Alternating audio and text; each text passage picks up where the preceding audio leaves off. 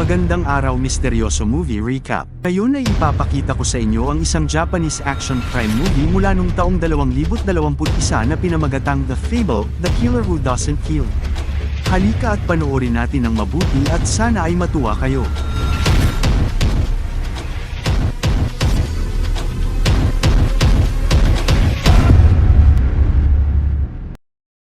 4 na taon na ang nakalipas, pinatay ng maalamat na asasin na si Fable ang isang grupo ng mga lalaking sangkot sa isang illegal na gawain na nakatuon sa pagkidnap sa mga babae para magtrabaho sa gabi. Mabilis at lihim ang bawat pagpatay hanggang sa isang huling target, nasa likod ng manobela ang kriminal ay hinawakan siya sa leeg ni Fable, at aksidenteng bumagsak ang katawan niya sa mga kontrol ng kotse, na kusang gumalaw at umabante ang kotse. Ang hindi napansin ni Fable ay may isang babaeng kinidnap na nagngangalang Hinako na nakaupo sa upuan sa likod, na ngayon ay nakulong sa loob ng isang sasakyan na walang kontrol. Dahil ayaw niya na may inosenteng tao na masaktan, tumalon si Fable sa ibabaw ng sasakyan para iligtas siya. Pagkatapos ng maraming pagsubok na dulot sa bilis ng takbo ng sasakyan, nagawa ni Fable na umakyat sa loob at binuhat si Hinako para tumalon palabas ng sasakyan bago mahulog ang kotse mula sa gusali na paradahan ng sasakyan. Lumapag si Fable at Hinako sa ibabaw ng isa pang sasakyan, at matapos matiyak na buhay ang dalaga, tumakas si Fable. Makalipas ang ilang taon, hindi na nagtatrabaho si Fable bilang assassin. Sinabi sa kanya ng amo na siya ay naging masyadong mapanganib at inutusan siyang mabuhay na isang ordinaryong tao na walang pagpatay o may kahihinatnan. Sa makatuwid, nagsimula si Fable gamit ang pangalan na Akira at umupa ng apartment kasama ang kanyang partner na si Yoko habang nagpapanggap na magkapatid at nakakuha ng trabaho sa isang kumpanya ng nagdidisenyo. Doon siya nagtatrabaho sa kanyang amo na si Tekoda, at taga-disenyo na si Misaki na dating modela na sexy, at isa pang taga-disenyo na si Kainuma na nakakaalam ng tungkol kay Misaki sa nakaraan at nahuhumaling pa rin sa kanya hanggang sa napuno ng mga larawan niya ang kanyang kwarto. Walang sinuman sa mga katrabaho ni Fable ang nakakaalam tungkol sa kanyang tunay na pagkakakilanlan. Samantala si Hinako ay nasa wheelchair dahil sa pagkahulog 4 na taon na ang nakakaraan, at pagkamatay ng kanyang mga magulang, siya ay kinuha sa ilalim ng pangangalaga ni Yutsubo, ang presidente ng isang non-profit na organisasyon. Sa harap ng publiko, ipinakita ni Yutsubo ang kanyang sarili bilang isang malambing na tao na nagmamalasakit sa mga taong may espesyal na pangangailangan, lalo na ang mga bata, pero kapag sila na lang ni Hinako, pinagsasamantalaan niya ito. Scammer din siya sa mga magulang sa pamamagitan ng pag-frame up sa kanilang mga anak bilang mga kriminal at sa paghingi ng pera para hindi ipadala ang mga masasamang tao sa mga rehabilitation center sa ibang bansa. Kapag wala siya makuha, pinapatay niya sila at inililibing sa kagubatan gamit ang excavator. May 2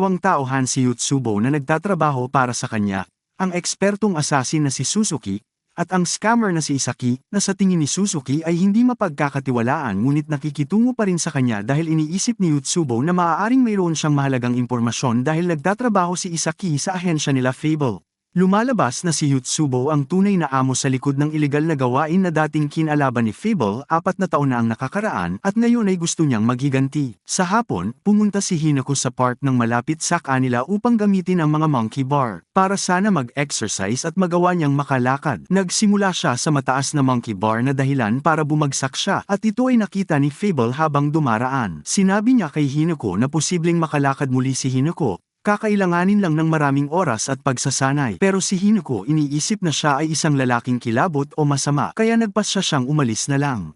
Samantala nang makabalik sa bahay, si Fable nagtanong kay Yoko upang ipaalala sa kanya ang mga detalye sa likod ng kanyang misyon. 4 na taon na ang nakalilipas, na agad na nagpapatunay sa kanyang mga hinala. Ang batang babae mula sa park ay ang parehong babae na iniligtas niya noong araw na yun, at ngayon ay nakonsensya siya sa kanya kapansanan. Kinabukasan, bumalik si Fable sa park upang pagmasdan muli si Hinako. Nahulog ulit sa mga bar si Hinako, at iminumungkahi ni Fable sa kanya na magsimula sa pinakamababang bar. Gayunpaman, itinuturing pa rin siya ni Hinako na isang papansin at walang magawa sa buhay, at umuwi na siya, kung saan nagreklamo siya tungkol sa weirdo sa park kay Suzuki, na agad naman siya sinagot na siya na ang bahala doon. Samantala, nagpasya sina Yutsubo at Isaki na ang kanilang susunod na biktima ay si Kainuma, at ang kanilang plano ay binubuo sa paggamit ng kanyang pagkahumaling kay Misaki. Nang makita na nila, lumapit sila kay Misaki at nagpanggap na mga investigador na dalubhasa sa paghahanap ng mga bug at hidden camera. Sinasabi sa kanya na narito sila upang suriin ang kanyang apartment kung kailan talaga nila ilalagay ang mga camera. Maya-maya, Pumunta muli si Fable sa park, ngunit sa halip na si Hinako ang makita niya si Suzuki na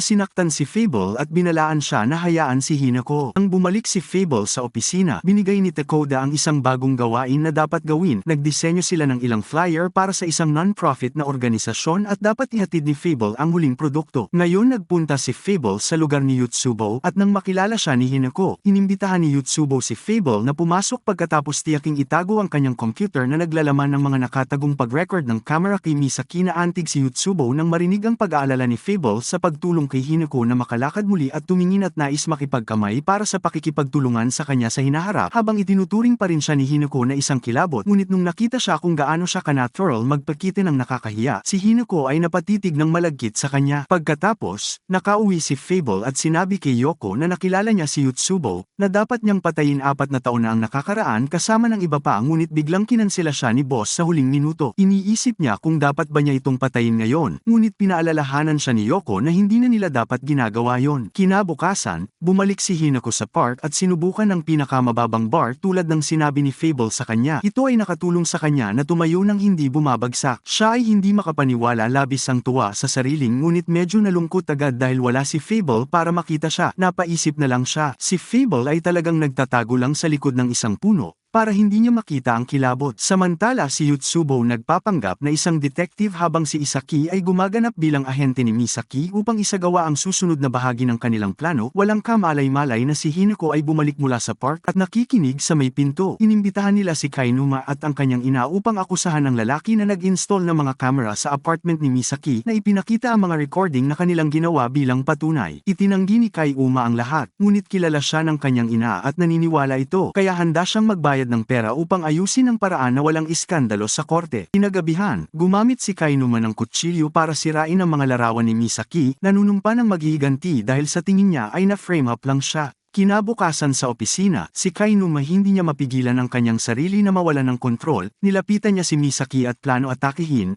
ngunit sa kabutihang palad nandyan si Fable para mabilis siyang pabagsakin. Nag-alala at natakot si Misaki, pero si Fable ay nagpanggap na sinusundan siya ni Kainuma at habang nag-uusap sila, nagising si Kainuma at nagmadaling tumakas. Nang sinubukan siyang sundan ni Fable, nakita niyang dinadala ni Suzuki si Kainuma sa isang van. Binalaan ni Suzuki si Yotsubo na nakita siya ni Fable, kaya sinabi sa kanya ni Yotsubo na alagaan ang lalaki at narinig ni Hinako sa pintuan. Makalipas ang ilang sandali, ibinigay ni Suzuki ang van na naroon si Kainuma kay Isaki upang hanapin niya si Fable. Nagulat siya na naghihintay para sa kanya. Binibigyan ni Fable si Suzuki ng 24 na oras para ibalik si Kainuma kung ayaw niya mga kahihinatnan.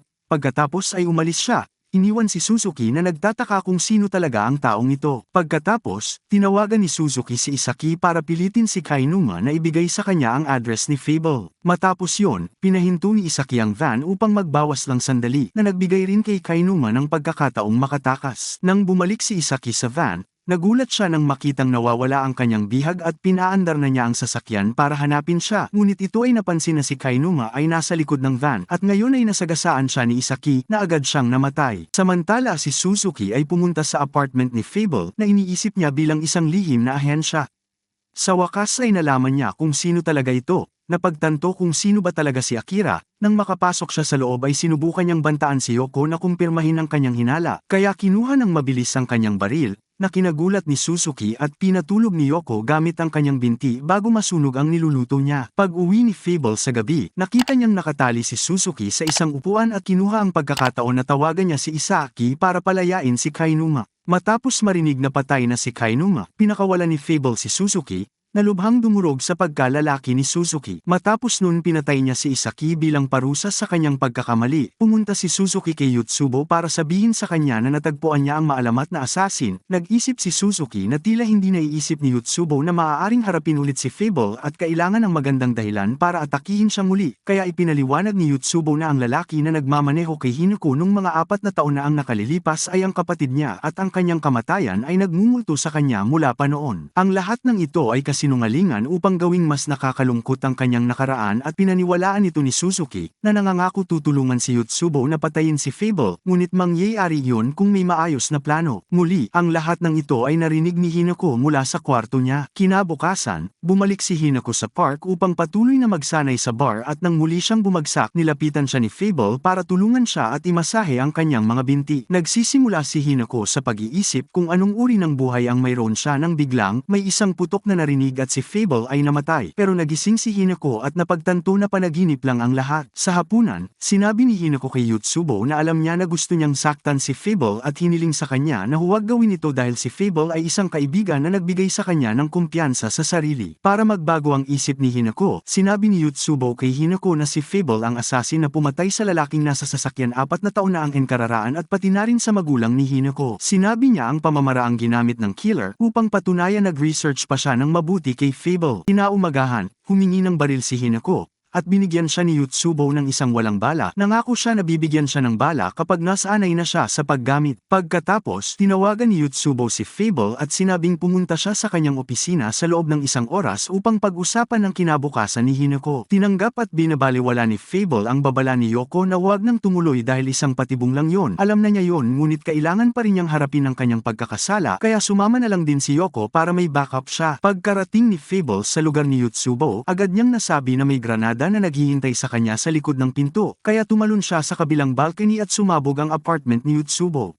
Si Suzuki ay nanunood mula sa malayo at nagpadala ng isang buong pangkat para tapusin si Fable. Meron pang nag-set up ng sniper at isang grupo ng mga assassin sa isang set ng scaffoldings. Nagmamadali si Fable mula sa apartment unit hanggang sa kabila. Mabilis na pinabagsak ang sinumang kaaway na sumusugod sa kanya. Sa bandang huli sinusubukan niyang kumuha ng shortcut sa pamamagitan ng pagtalon sa pagitan ng mga panlabas na pader at pinabagsak ang mga lalaki na sumusunod sa kanya. Ngunit sa sandaling makarating siya sa ibaba, nakatanggap siya ng isa pang tawag na nagsasabi sa kanya ang isang bomba ay nasa bag ng isang bingi na bata sa ika-10 palapag. Hindi papayag na masaktan ng isang bata nang dahil sa kanya, kaya nagsimulang umakyat si Fable sa mga bakal at sa tuwing tatangkaing salakayin siya ng isang tulisan, gumagamit si Fable ng isang espesyal na baril na ginawa ni Yoko para sa kanya na nagpapaputok ng mga peking bala na may kakayahang magpabagsak ngunit hindi pumatay. Samantala, sinusubukan ni Yoko na hanapin ang sniper at lumabas ang batang bingi sa balcony para kunin ang ligaw na lobo. Nang tuluyang nakarating si Fable sa isang balkonahe, natagpuan niya ang kanyang sarili na napapalibutan ng mas maraming lalaki, at kailangan niyang labanan silang lahat sa pamamagitan ng pagtalon papasok at palabas ng scaffoldings para manatiling naghahanapan sila ng mga ito hanggang sa tuluyang marating niya ang ika-10 palapag. Ang sniper hindi bumaril dahil napansin na nasa labas ang bata, at sa loob ng apartment niya, may isa pang thug naghihintay para kay Fable na nagsimula ng isang laban sa sandaling makita na siya sniper. Agad naman nagawang mapigilan ni Yoko ang mga ito nang mahanap sila at pinabagsak. Samantala, si Fable ay nakapag-aksaya ng maraming oras sa kalaban na ito at nabibigyan sila ng pagkakataon para mas makalapit pa ang mga tulisan. Nangangailangan ng mabilis na paraan, kaya nagpasya si Fable na bitawan ng granada sa ibaba ng mga bakal, dahilan para mahulog ito sa dingding at iwanan ng lahat ng mga kalaban na nakaabang. Kasama ang ibang lalaki sa kanyang likuran, si Fable ay nagmamadaling iligtas ang batang babae at kinaladkad siya pabalik sa apartment. Bago magtumbahan ang scaffolding na gumuho, nalaman ni Fable na walang pampasabog sa kanyang backpack. Ito ay isang kasinungalingan upang mahulog si Fable sa bitag. Sa sandaling yun, napansin ni Fable ang pag-alis ni Suzuki at tinawagan si Yoko para ibigay sa kanya ang modelo ng kotse para masundan niya ito. Pagkatapos, huminto si Fable para kumain, tinawagan ang ilan sa mga kinatawan ng kanyang ahensya at humingi ng masasakyan. Ilang sandali pa, natagpuan ni Yoko ang isang kagubatan, at nakuha siya ni Suzuki dahil nagkunwaring naghagis siya ng granada ngunit ito pala ay isang bato. Naroon din sina Yotsubo at Hinako, at pagkatapos itinali ni Suzuki si Yoko sa isang puno, binigyan ni Yotsubo si Hinako ng ilang bala at hiniling sa kanya na barilin si Yoko para magsanay. Sa pagtataka ng lahat, nagulat sila sa halip ay binaril ni Hinako si Yotsubo, ngunit ayos lang siya dahil nakasuot pala siya ng bulletproof vest. Inakusahan ni Hinako si Yotsubo bilang ang taong pumatay sa kanyang mga magulang dahil alam niya ang paraan na ginamit ng pumatay, na walang nakakaalam sa labas ng pulisya, at inamin ni Yotsubo na totoo ito. Ang mga magulang ni Hinako ay may katibayan ng pagkakasangkot ni Yotsubo sa organisasyon ng manggagawa sa gabi at kinailangan niyang patayin sila bago sila pumunta sa pulis. Ang kwento na ito ay naging sanhi ng pagkasira ni Hinako at pagkalugmok kasunod ng mga putok Ngunit dahil patuloy siyang inaasar ni Yotsubo, pinipilit niyang tumayo at umalis sa wheelchair para subukang abutin siya. Halos hindi pa nakakagawa ng 2 hakbang si Hinako bago siya pinigilan ni Suzuki dahil may landmine sa ilalim mismo ng kanyang mga paa, at kung gumalaw siya ay sasabog ito. Pinipigilan siyang gumalaw ngunit dahil sa galit, pinaputok pa rin niya ang kanyang huling bala na nagpaatras sa kanya. Buti na lang dumating agad si Fable sa tamang oras upang mahawakan siya at mapigilan ang pagsabog ng bomba sa ilalim ng minahan. At nagbalak maghagis ng granada si Yotsubo, kaya binaril siya ni Fable para hindi niya mahagis at tinakpan si Hinako ng kanyang sariling katawan upang protektahan siya mula sa pagsabog. Pagkatapos, humingi siya ng tulong kay Suzuki dahil alam niyang isa rin itong assassin na may ilang limitasyon tulad niya. Pumayag si Suzuki at pinalaya muna si Yoko para tumingin kay Yotsubo. Pinaandar niya ang excavator upang takpan ang lugar na may landmine. Ito ay ligtas na paraan kay Fable para mabilis na mahila si Hinako palayo, at ang dalawa sa kanila ay napaatres ng hindi nasaktan salamat sa excavator bucket na naging harang ng pagsabog. Sa wakas ay sumuko siya, kaya lang binato sila ni Yotsubo ng granada, dahilan upang mabilis na mag-react si Suzuki na dahilan para mapatay siya sa isang mabilisang putok. Hindi sumabog ang granada dahil hindi tinanggal ang lock ni Yotsubo, lumalabas na gusto niya lang magpabaril at tapusin ang mga bagay para sa sarili niya. Matapos ilibing si Yotsubo sa tulong ng excavator, sinubukan ni Fable at Yoko na umalis, ngunit pinilit muna ni Hinako ang kanyang katawan upang makatayo at makalakad upang yakapin si Fable at pasalamatan siya. At pagkalipas ng ilang araw sa bisperas ng Pasko, nakatanggap si Fable ng liham mula kay Hinako na humiling sa kanya na sunugin ito pagkatapos niyang mabasa. Sa liham na ito, ipinaliwanag ni Hinako na 4 na taon na ang nakalipas ay tumakas siya sa bahay pagkatapos ng isang pagtatalo sa kanyang mga magulang na sobrang pinaghihigpitan siya, at ang kanyang kawalang muwang ang naging dahilan para ma-target ng mga kidnapper. Hindi siya kailanman nagtanim ng sama ng loob kay Fable dahil sa araw na yun ay iniligtas siya nito mula sa isang madilim na kinabukasan, at ngayong nagsusumikap siya sa kanyang rehabilitasyon, umaasa siyang makikita niya ito muli sa tag-araw kung kailan makakalakad na ulit siya sa wakas. Habang sinusunog ni Fable ang sulat, at umaasa siyang magkikita rin silang muli. Maraming salamat sa panonood. Sana ay natuwa kayo. Para sa mga susunod pa na video, sana ay i-like ang video na ito at mag-subscribe sa aking bagong channel. Maraming salamat sa pagsuporta.